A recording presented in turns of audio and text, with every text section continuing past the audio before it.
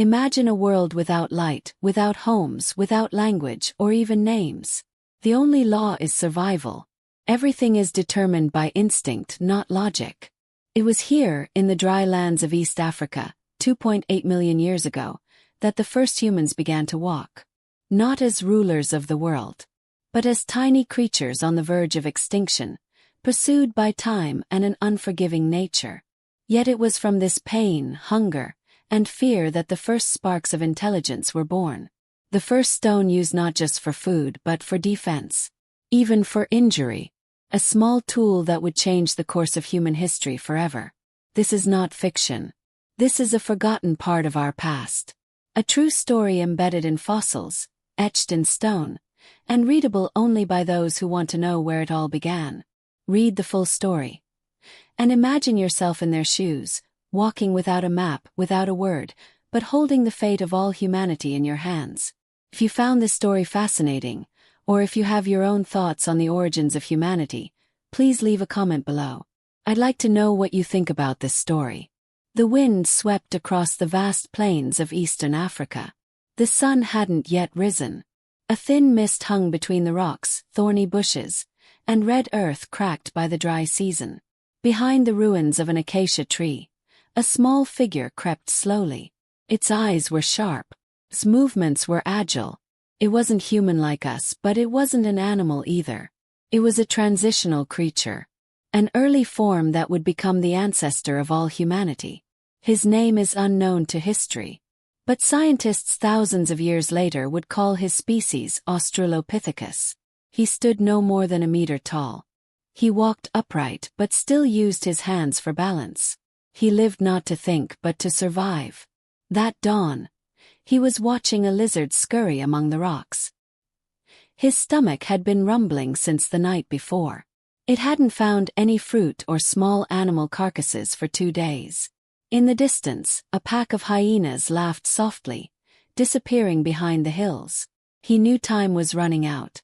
If he didn't find food before the sun rose, the heat would burn his rough skin, and danger would come from all directions.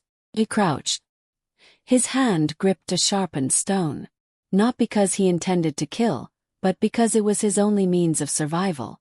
A stone naturally sharpened by the now dry river. In the future it would be the first evidence of human ingenuity. But this morning it was only a tool. A despair transformed into hope. His footsteps slowly led him to a depression. The ground was damper. There was the smell of carrion. He approached. A vulture had already landed. But what caught his attention wasn't meat. It was bone. He reached for the long bone and cracked it with a stone. Instantly, thick marrow fluid gushed out. He greedily licked it, his eyes closing. Warmth flowed back into his body. That's when footsteps were heard. Not one but two. Slow but heavy. Not an animal. Not a herd. But like him. The same creature. They looked at each other. Faces with deep eyes. No words. No language. Only one thing bound them, instinct. In a world without law, without compassion, such an encounter could be the beginning of cooperation. Or a sign of danger. The creature stared at the stone in the bonebreaker's hand. And in a moment undocumented by history, it bowed. Not out of fear, but out of understanding. The stone wasn't just an object. It was power. What happened next became the starting point for everything. A small change in a world that had yet to experience change. But they didn't know that the ground they walked on would be a silent witness to humanity's long journey toward light. Or destruction. The following days in that barren land were never the same. 3 figures walked together. They didn't speak. They didn't touch each other. But their movements were synchronized, like the echo of an instinct never taught. They shared water from a tree hollow, the scraps of meat from the impala carcass left behind, and most importantly, they began to share objects, stones. The stones, once mere tools, now became symbols of power. The bonebreaker, who had first wielded the sharpened stone, was now respected. As he walked, the other 2 followed. They began to imitate, picking stones from the ground, trying to sharpen their edges by hitting them against each other. Sometimes they failed, sometimes they cut themselves. But there was a change. They began to understand that the world could be shaped.